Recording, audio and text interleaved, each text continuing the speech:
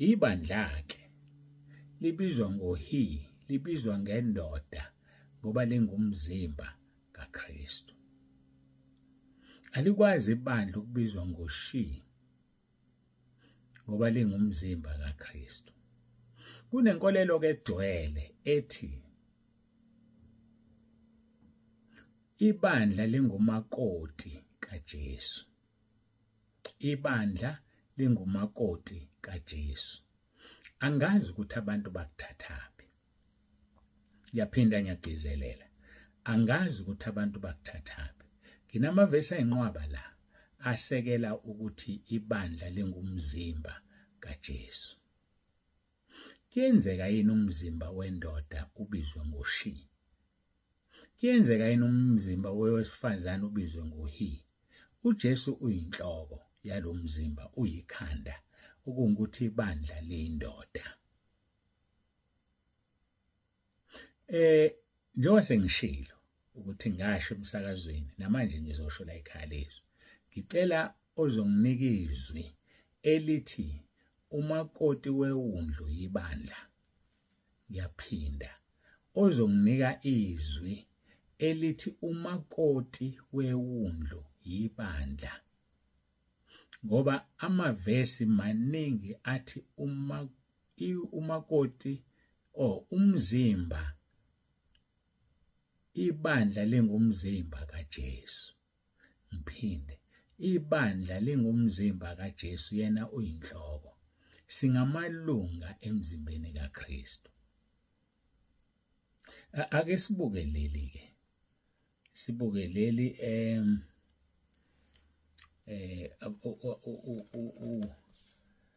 abase-Efesu chapter 4, abase-Efesu chapter 4. Ake siqalele kuverse 11, Efesu chapter 4 kuverse 11. Nguyena futhi owanika abanye kuba babe ngabapostoli, abanye babe ngabaprofeti, abanye babe ngabavangeli, abanye babe abelusi nabafundisi, ukuze abangcwele baphelelisele umsebenzi wokukhonza kwakhiwe umzimba kaKristu. Lezi zinto siyizo ngoba kwakhiwa umzimba kaKristu, akwakhiwa umakoti kaJesu. Kwakhiwa umzimba kaKristu. Verse 13, size sifinyelele sonke ebunyeni bokukholwa nasekwazini indodana kaNkulunkulu, ebudodeni obupheleleyo esilinganisweni sobukhulu sokugcwala kaKristu. Yezwa, sifinyelele ebudodeni, lithinde legama lendoda. Size sifinyelele ebudodeni obupheleleyo esilinganisweni sobukhulu sokugcwala kaKristu. Yingakho umzimba kaJesu oyibandla ubizwa ngohi, ngoba uyindoda. Kufanele sonke sifinyelele ebudodeni ngoba siwumzimba wendoda enguJesu. Okay, ngifuna ukugxuma-ke ngisheshe ngiye laphaya. Kanti ubani umakoti wewundlu na? Ubani umlobokazi wewundlu? Ngiyafisa ukuthi ningilalele, ningizwe kahle. Vula izwi lakho, iBhayibheli lakho.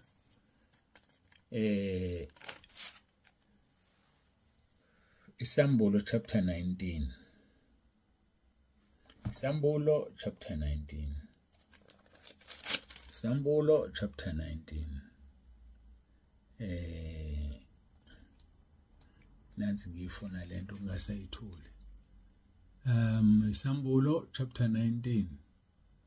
Lasifunda khona ukuthi ubani umakoti wewundlu na, ubani umakoti wewundlu na. Isambulo chapter 21 ngiyaxolisa, not 19, 21 verse 9 and 10. Isambulo chapter 21 verse 9 and 10. Ngiyaxolisa hayi 19. Isambulo 21 verse 9 and 10. Uthi-ke uverse 9. Kwase kufika enye izingelosi ezisikhombisa ezazinezitsha ezisikhombisa ezigcwele izinhlupho ezisikhombisa zokugcina. Yakhuluma nami yathi, woza lapha ngikukhombise umlobokazi umkaWundlu. Ithini ingelosi kuJohane? Ngikukhombisa umlobokazi umkaWundlu, okungukuthi umakoti weWundlu.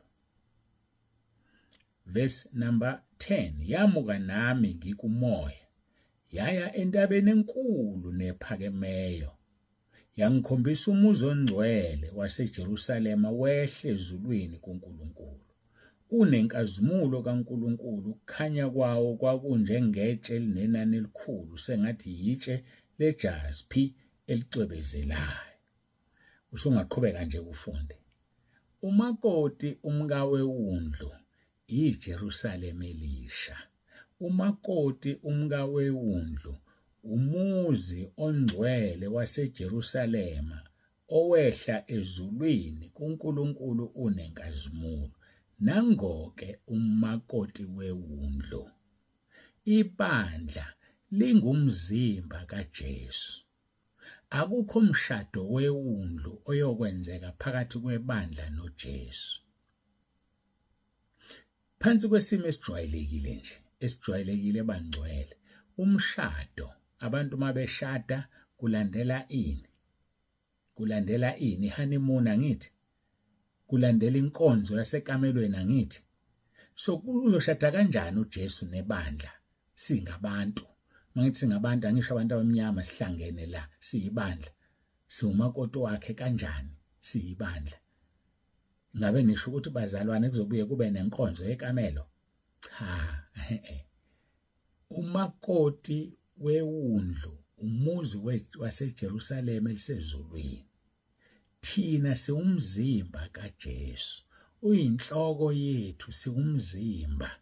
Izwi labaseFese ngelikhulumile kuthiwa sinikwe lezi zipho ukuze kupheleliswe umzimba weNkosi uJesu. So le theory engayazi velaphi yokuthi kuzoba nomshado, bathatha umfanekiso akhuluma ngawo athi uJesu umfanekiso wezulu ofaniswa nenkosi, nendodana yenkosi kanjani njani. Akazange athi uJesu yena loyo.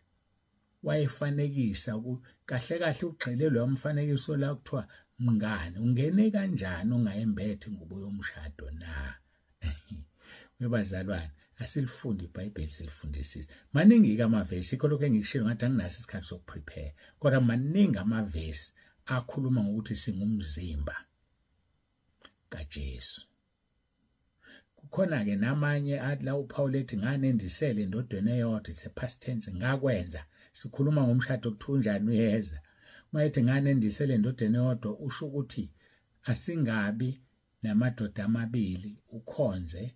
Yikho iBhayibheli libuye likubizwe ngobufebe. Ukhonza uNkulunkulu ngapha, uphinde ukhonza uSathane uMamona ngapha. Kodwa hayi ngoba kunomshado weWundlu.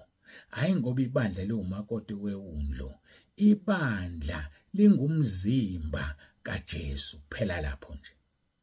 Ngisho ngakho kwabaseFese chapter 5 lapha ko 26 wehla kuthiwa madoda thandani omkenu njengokuba uJesu elithandile ibandla.